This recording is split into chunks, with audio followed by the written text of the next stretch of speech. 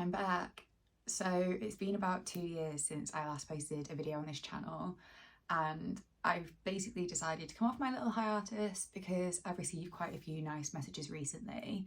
So this has been a mixture of people that have recently found my YouTube channel, and then also people that had been regularly watching my videos but realised I'd stopped posting and kind of had sought out my other social media platforms for a bit of an update.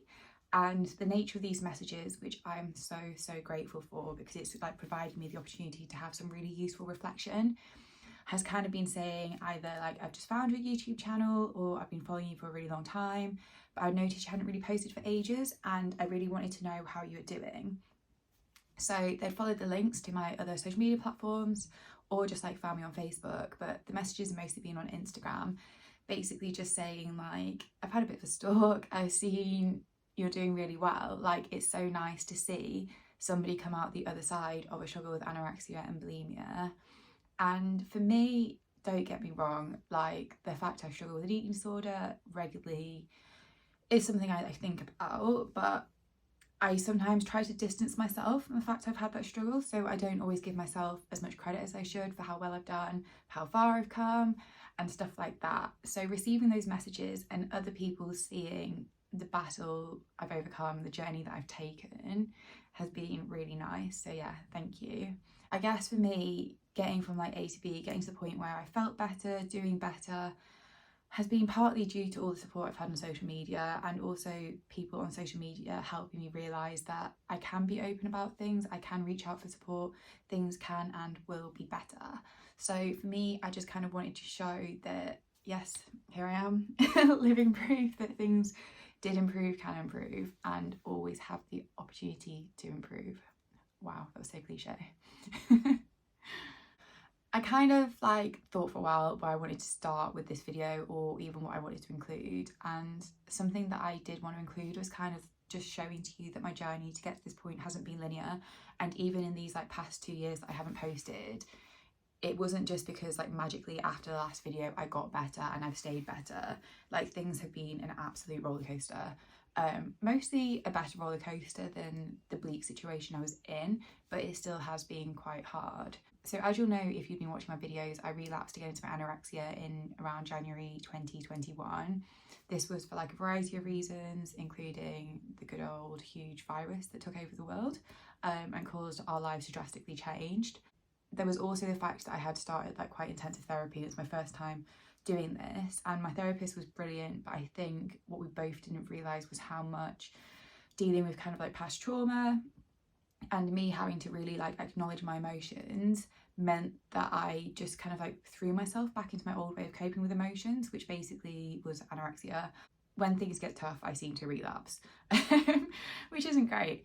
Anyway, that kind of continued for a few months. Like I was very much like mostly anorexic. My key symptoms was my weight loss, but then I was also like bulimic at the same time.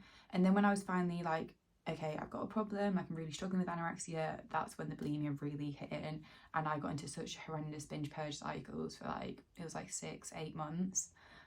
Relapsed again into my anorexia around autumn 2021 as like being the primary mental illness I had, and annoyingly that was kind of like really triggered by getting into the eating disorder service. They insisted on weighing me, which I'm sure so many people can relate to the struggle of being weighed and thinking that you had to be like ill enough for the eating disorder service, meeting their criteria. It just sent me like so downhill. I actually got discharged from the eating disorder service in January 2022, and that's because I wouldn't let them weigh me, which meant they said I wasn't compliant with their service, and therefore the risk I was kind of putting across meant that they just couldn't treat me. Basically just said, you're untreatable, get out, which was really crazy because in November they were like, you need to go to hospital, like you are so unwell, like you can't stay in the community. So I'm just like, you said that to me at the end of November that I needed to be in hospital because I was dying, but then in January you kicked me out when I'd made no progress. Like, make things make sense. Anyway, that put me in a bit of a bad headspace for a while, but was possibly one of the better things to happen to me, because I guess it took away the weight focus. It took away the thoughts of me thinking I had to be sick enough for the eating disorder services. And around like spring, summer 2022, I finally started to live again. Don't get me wrong, I was still very unwell. Like every mouthful that I ate, I was really worried about what it would do to my body. My anorexic voice was very strong. I was still in rubbish binge purge cycles, but I was finally gaining some weight and doing mentally reasonably okay with the weight gain. Like, I could see that all in all, I was living a slightly better life from having freedom around food, you know, being able to go out drinking with friends and actually having energy to exist. So yeah, I'd say summer 2022 was quite a good one for my recovery from my eating disorder, as in it kind of like set me at a higher set point in my weight. I was no longer at the point where things were horrifically dangerous, but mentally I still just wasn't in a good place. And it was autumn 2022 when thankfully I didn't reach a full depression, but I was pretty low. Part of it was because I wasn't enjoying my job. Like, I just moved apartments, and I was also like, I kind of had this thing where the summer before as well, so summer 2021, I would kind of get a bit better because I had more plans, and then I'd always think I'm going to relapse into my anorexia in autumn. But yeah, thankfully recognised I wasn't enjoying my job, got another one in a different department, which was such a good thing for me to do. And then yeah, just kind of like bobbed along. I started my new job in February 2023, which I am loving.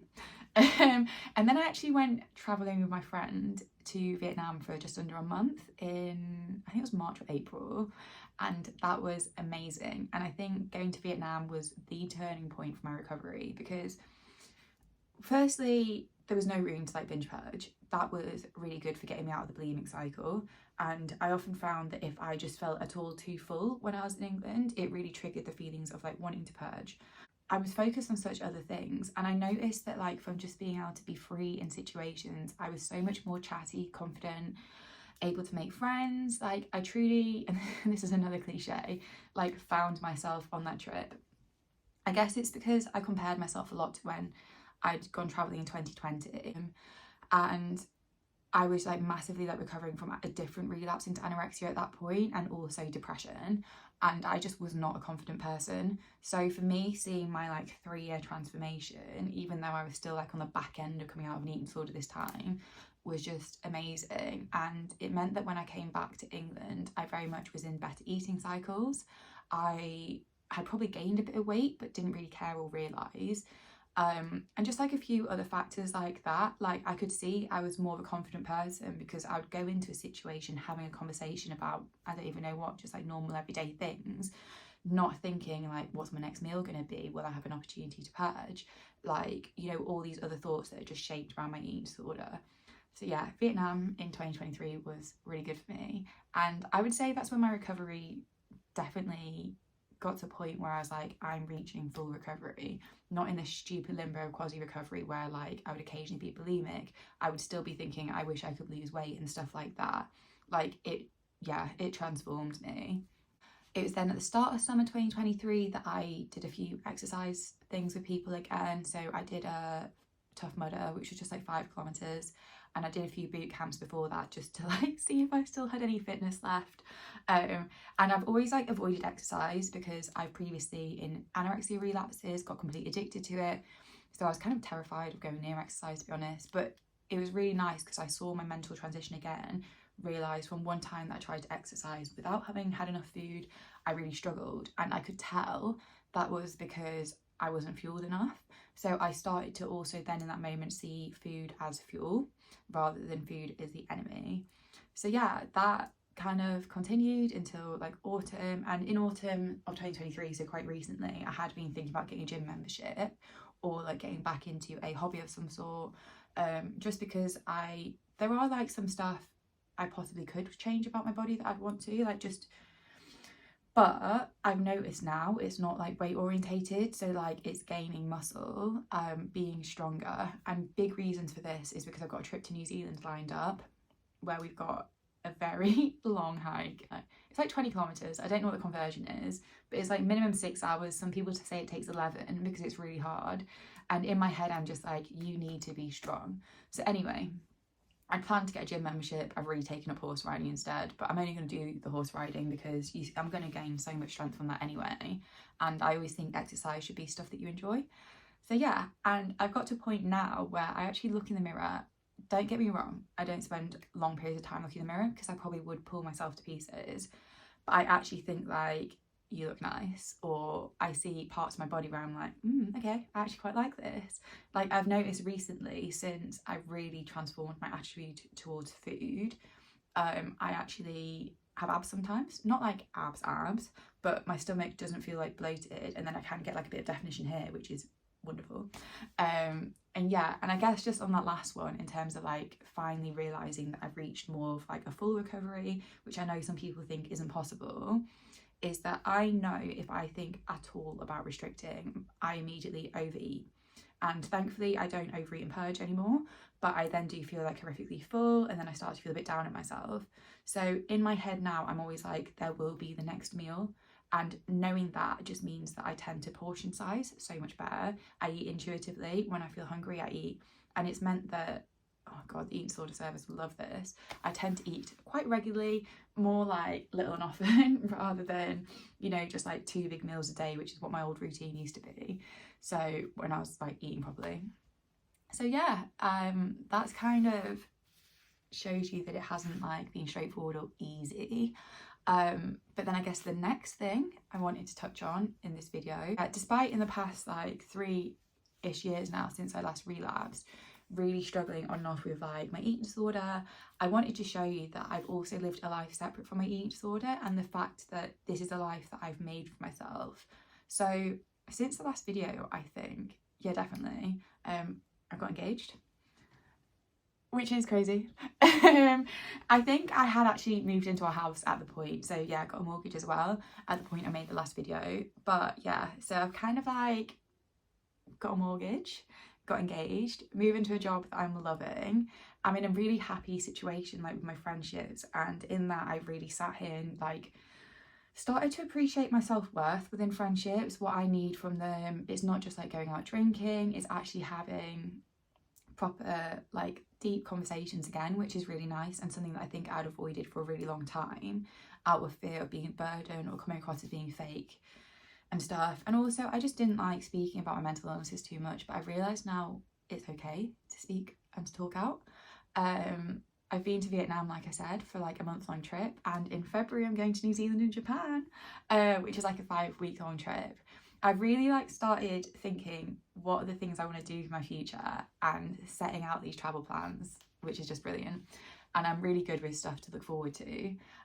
My fiance and I have set our wedding date, so that's in 2025, which is also so exciting. Oh yeah, and I mentioned earlier that I've recently got back into horse riding. It's so weird, like since I've stopped struggling with my eating disorder, really acknowledged that I can have feelings, emotions, not be scared of getting depressed again, and really started thinking about what I need, I've started like thinking about old hobbies I used to have and really kind of wanting them again. So I've really got back into crafty stuff. I'm reading quite a lot.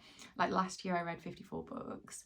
And then yeah, I've got back into horse riding, and it's like a little rescue. It's such a nice situation, and I'm just feeling really good in myself, really good in the life that I've created, and just feeling really positive about what's to come. But I also know that if I hit a hurdle, it's a bit like when I wasn't enjoying my job in autumn 2022. I knew I could get through it. I like was speaking to the people that I cared about. I was like leaning on my support network, and I was taking charge of my own future, making decisions for me. And yeah, it's been good. I hope this video has been okay. I think I have just like sped through the whole thing and talked really fast because I've just had so much I want to say, so much that's on my mind. In terms of like what's next, like will I post another YouTube video? I don't know, like a part of me has liked tracking things, so having kind of like the videos, seeing how far I've come, but then I also just don't want to spend like my time completely like wrapped up in my mental illness, or my time just completely online.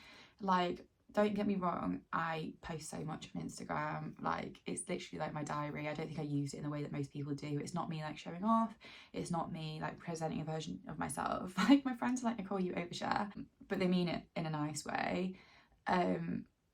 Like yeah, like a part of me would love to like post more about my life on like YouTube or on TikTok, but I'm just so worried that that will then become my life, that I stop putting time into like actually feeling physically present at events and like being with people doing what I love. So yeah, there might be more videos in the future, but I don't know. I would be quite keen to hear people's thoughts, to be honest.